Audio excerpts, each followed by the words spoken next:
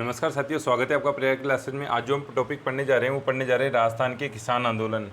क्या है किसान आंदोलन? तो किसान आंदोलन जो किसानों ने संगठित होकर के जो राजा सामंत इन लोगों के विरुद्ध इन पे जो कर लगाए जा रहे थे, लागबाग लगाई जा रही थी, उसके खिलाफ जो आंदोलन चलाया उसको हम कहते हैं किसान आंदोलन। अब राजस्थान में 3 प्रमुख किसान आंदोलन हुए। एक हुआ है बिजोलिया किसान आंदोलन, ठीक है। दूसरा है बूंदी किसान आंदोलन और एक है बेंगू किसान आंदोलन। तो सबसे पहले हम यहाँ जो बात करेंगे वो बात करेंगे बिजोलिया किसान आंदोलन की। तो इस वीडियो में हम बिजोलिया किसान आंदोलन से क्या क्या प्रश्न हमारे रीट में आ सकते हैं, या पटवार ऐसा ही अन्य भर्तियों में हमारे क्या क्या मोस्ट प्रश्न आ सकते हैं, तो उन सबकी हम यहाँ चर्चा करेंगे। तो देखिए, सबसे हम पहले बात कर रहे हैं बिजोलिया की, ठीक है, क्योंकि बिजोलिया किसान आंदोलन कहाँ हुआ? बिजोलिया में। तो आपसे ये भी पूछा जा सकता है कि बिजोलिया कहाँ स्थित है, तो आप ध्यान रखना बिजोलिया जो है वो है भीलवाड़ा में। बिजोलिया कहाँ आता है? तो बिजोलिया आता है भीलवाड़ा में। फिर आपसे पूछा जा सकता है कि ये जो बिजोलिया है इसका प्राचीन नाम क्या है, तो ध्यान रखना विजयावली। ये क्या है? ये इसका प्राचीन नाम है। प्राचीन काल में इसको इस नाम से जाना जाता था। तो ये इसका प्राचीन नाम है, प्राचीन काल में इस नाम से जाना जाता था। फिर राणा सांगा के समय जो ये बिजोलिया वाला क्षेत्र है इसको हम कहते थे ऊपरमाल। बिजोलिया वाले क्षेत्र को क्या कहते थे? ऊपरमाल। और ये जो ऊपरमाल है ये आपके भैंसरोडगढ़ से चित्तौड़गढ़ वाला जो प्रदेश है उसमें आता था। और ऊपरमाल की जो जागीर थी ये राणा सांगा ने। तो ये जो बिजोलिया वाला ऊपरमाल का क्षेत्र था, ये जागीर में राणा सांगा ने इनके साथ युद्ध में साथ देने के लिए आए थे। जब खानवा का युद्ध लड़ा गया था तो उसमें राणा सांगा का साथ दिया था जगनेर, भरतपुर की एक रियासत थी जगनेर, ठीक है। और वहाँ के एक शासक आए थे अशोक परमार। और इन अशोक परमार को राणा सांगा ने ये वाली जो जागीर है बिजोलिया की, जिसको हम ऊपरमाल कहते हैं, ये इनसे प्रसन्न होने के बाद कि इन्होंने मेरा साथ दिया है, तो ये थे तो जगनेर के, भरतपुर के, लेकिन इनको ये जागीर राणा सांगा ने दे दी थी। तो ये भी आपसे प्रश्न पूछा जा सकता है। पहले प्रश्न पूछा गया है ये कि बिजोलिया या ऊपरमाल का क्षेत्र राणा सांगा ने किसको दिया, तो अशोक परमार को। अशोक परमार कहाँ से संबंधित है, तो जगनेर या भरतपुर भी दे सकता है। तो ये इतनी बात आपको, ये जो हम बिजोलिया की बात कर रहे हैं, फिर इसमें बात करेंगे किसान आंदोलन की। तो ये बिजोलिया से केवल प्रश्न बनते हैं कि बिजोलिया कहाँ है? भीलवाड़ा में। प्राचीन नाम पूछ ले विजयावली। राणा सांगा या मध्यकाल में क्या कहलाता था? ऊपरमाल। फिर ये ऊपरमाल की जागीर राणा सांगा ने, जो जगनेर भरतपुर का शासक था अशोक परमार, जो राणा सांगा की खानवा युद्ध में मदद करने के लिए आया था। कौन से युद्ध में? तो आप जानते हो खानवा युद्ध हुआ था राणा सांगा और बाबर के बीच 17 मार्च 1727 को, ठीक है। खानवा युद्ध हुआ था आपके 17 मार्च 1527 को, ठीक है। तो 1527 को ये युद्ध हुआ था, उसमें इन्होंने सहायता की थी और उस उपलक्ष्य में इनको ये जागीर दी थी। आगे हम बात करते हैं कि बिजोलिया किसान आंदोलन हुआ क्या। तो देखो, कोई भी किसान आंदोलन होता है तो उसके कुछ कारण होते हैं। तो यहाँ जो कारण हैं कुछ प्रमुख, हो सकता है आपसे ऐसा प्रश्न पूछ लिया जाए कि निम्न में से कौन सा राइट है, कौन सा रॉन्ग है। तो उस कंडीशन में आपको ध्यान रखना, सबसे पहले तो एक चीज़ है वो है कि जो बिजोलिया किसान आंदोलन है वहाँ पे एक प्रथा चलती थी, लाटा कूटा प्रथा, ठीक है। दूसरा, नए करों को लगाना, नए कर इन पे लगाए जा रहे थे। पहले से ही कहा जाता है कि इनके ऊपर 84 प्रकार की लाग बाग, ठीक है। लाग का मतलब है लगान और बाग का मतलब है कि बहुत सारी बेकार प्रथा, इस तरह से जो भी चीज़ें, तो लाग बाग इन पे लगी हुई थी 84 प्रकार की।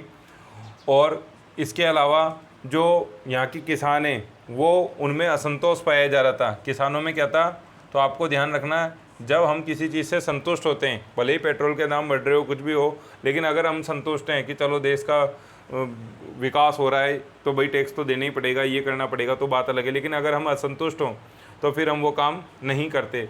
तो असंतोष था। तो इनमें भी जो सबसे मेन चीज़ है आपको ये ध्यान रखना है, क्योंकि यहाँ प्रश्न पूछ लेता है। तो ये लाटा और कूता क्या है, तो ध्यान रखना, ये लगान की एक प्रथा है। क्या होती है मैं आपको समझाता हूँ। देखो, आप ध्यान रखना, लाटा कैसे याद रखोगे मैं आपको बताता हूँ, और कूता कैसे याद रखोगे, क्योंकि ये भी पूछा जा सकता है।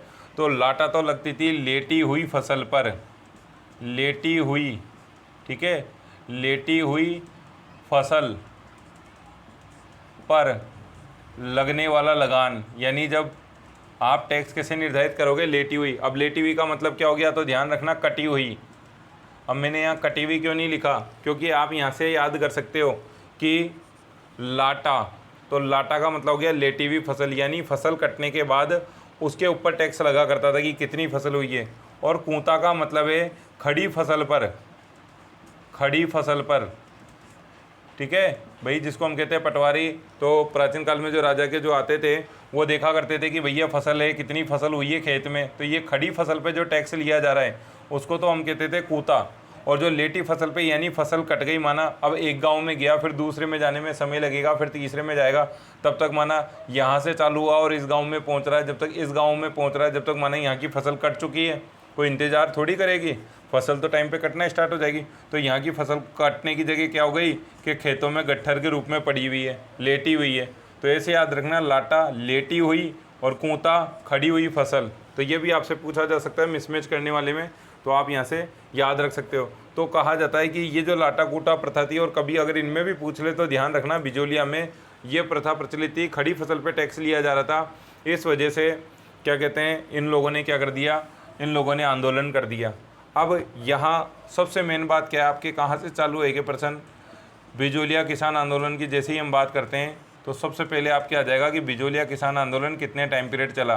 बिजोलिया किसान आंदोलन, जो बिजोलिया किसान आंदोलन है, इसका प्रारंभ कब हुआ और अंत कब हुआ, तो आप ध्यान रखना इसका प्रारंभ हुआ था 1897 में, और अंत कब हुआ तो ध्यान रखना 1941 में, ठीक है। यानी 1897 में चला था और 1941 यानी 1941 में समाप्त हो गया। 1897 में प्रारंभ हुआ था, यानी कितने वर्ष चला, तो 44 वर्ष, ठीक है। ये भी प्रश्न पूछा हुआ है कि कितने वर्ष चला, वहाँ आपको दे देगा 41, 42, 44। तो आपको ध्यान रखना है, आप देख लीजिए 41 यहाँ हो गए, 3 यहाँ हो गए, तो 41 + 3 = 44। तो ये 44 ईयर तक चलने वाला आंदोलन था।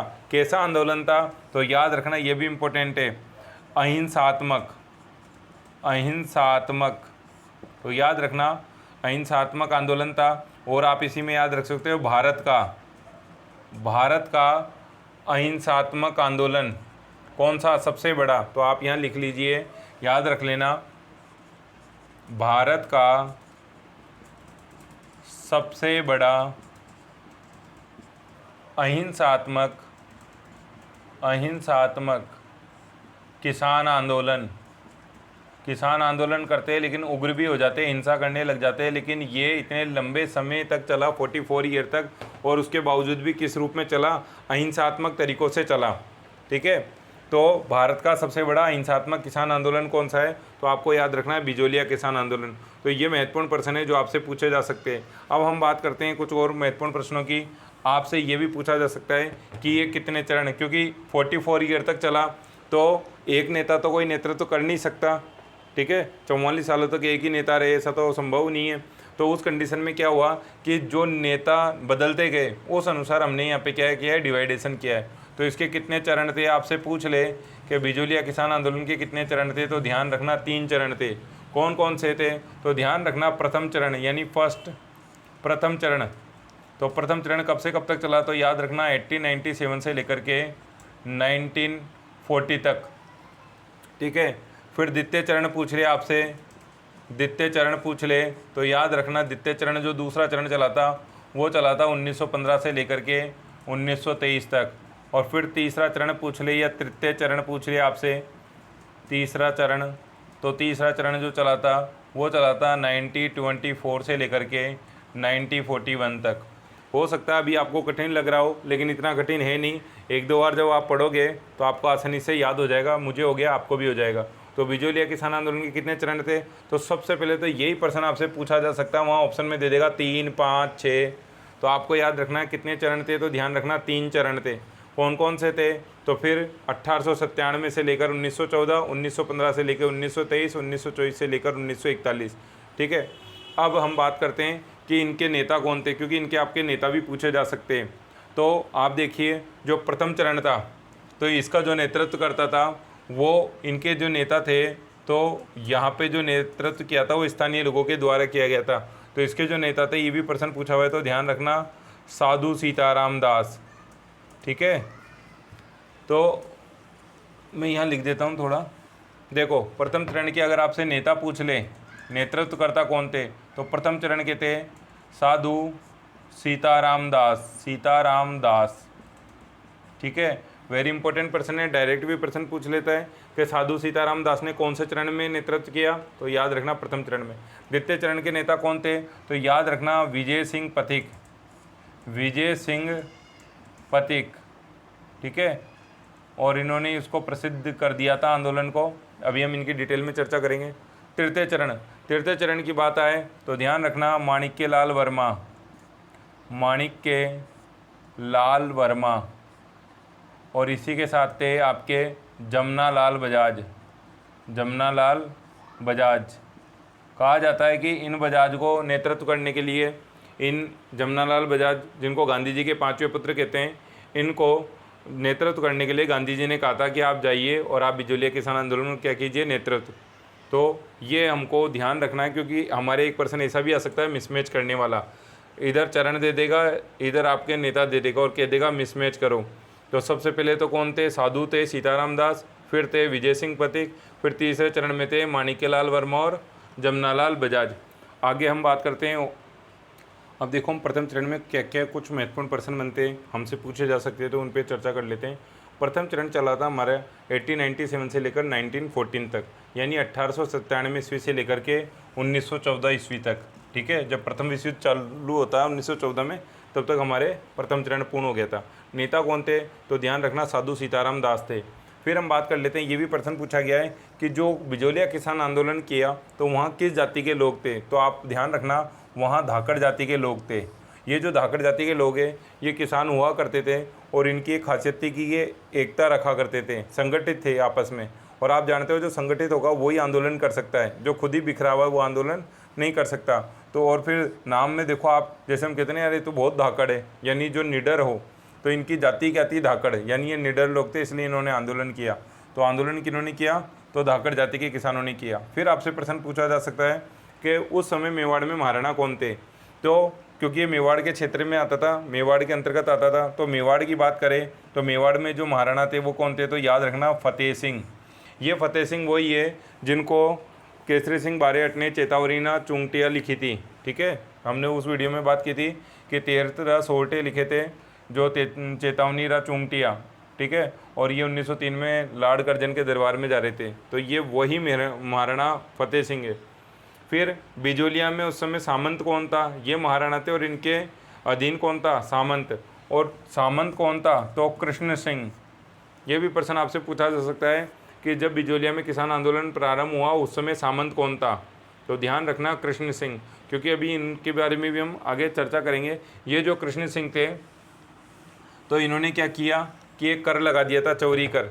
ठीक है, लेकिन उससे पहले आप ये समझ लो कि ये आंदोलन कैसे प्रारंभ हुआ। तो कहा जाता है 1897 ईस्वी में गिरधरपुरा, गिरधरपुरा एक गांव था, और उस गांव में जिस व्यक्ति की एक व्यक्ति की मृत्यु भोज का अवसर होता है, मृत्यु भोज आप जानते हो जिसको हम कहते हैं मौसर, तो मृत्यु भोज का अवसर होता है। और मृत्यु भोज पे क्या है कि सारे गांव वाले किसान इकट्ठे होते, और इकट्ठे होने के बाद में वो ये व्यवस्था करते हैं कि हो सकता है ये जो कृष्ण सिंह है तो ये हम पे फालतू में लगभग हमसे तो ज़्यादा टैक्स ले रहा हो और राजा को कम दे रहा हो। तो इस वजह से क्या है कि ये लोग महाराणा तक अपना एक दल भेजते हैं, और उस दल का नेतृत्व कौन करता है, तो ध्यान रखना नानजी पटेल।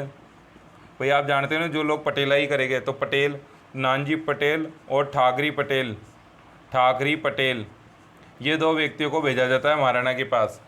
लेकिन महाराणा के पास ये ले जाके सूचना पहुंचाते हैं कि साहब हमसे इतने सारे टैक्स लिए जा रहे हैं, इतनी लागबाग ली जा रही है, लेकिन उसके बावजूद भी कोई हल नहीं निकलता। तो यहाँ से इसकी शुरुआत होती है। तो इसलिए ये दो नाम भी महत्वपूर्ण हैं। क्यों है, आपसे प्रश्न पूछा जा सकता है कि नानजी पटेल और ठाकरी पटेल का संबंध कौन से चरण से, तो आपको ध्यान रखना है कि नानजी पटेल और ठाकरी पटेल का संबंध है प्रथम चरण से। ठीक है, तो आपको ये ध्यान रखना है। आगे हम बात करते हैं, तो ये जब राजा के पास जाके आते तो ये टैक्स कम करवाने के लिए गए थे, लेकिन इससे जो कृष्ण सिंह है वो नाराज़ हो जाते और नाराज़ होने के बाद में जो कृष्ण सिंह है, कृष्ण सिंह, ठाकुर कृष्ण सिंह सामंत, ये क्या करते 1903 ईस्वी में, 1903 में क्या कर देते, एक कर और लगा देते कि कर कम कराने गए थे तो ये लो एक नया टैक्स लगा दिया, उसका नाम था चौरी कर। चौरी कर क्या होता था, तो ये चौरी कर था कन्या के विवाह पर, कन्या के विवाह पर 5 रुपये, ठीक है, 5 रुपये जो सामंत था, ठाकुर था, उसको जमा कराने होते, तो कन्या के विवाह पर 5 रुपये का टैक्स, ठीक है, 5 रुपये का टैक्स लगा दिया, कर लगा दिया। और जो वर होगा, वर आशीर्वाद लेने जाएगा, आशीर्वाद लेगा किससे, जो ये सामंत है इनसे क्या लेने जाएगा, आशीर्वाद लेने जाएगा। तो ये आपको ध्यान में रखना है।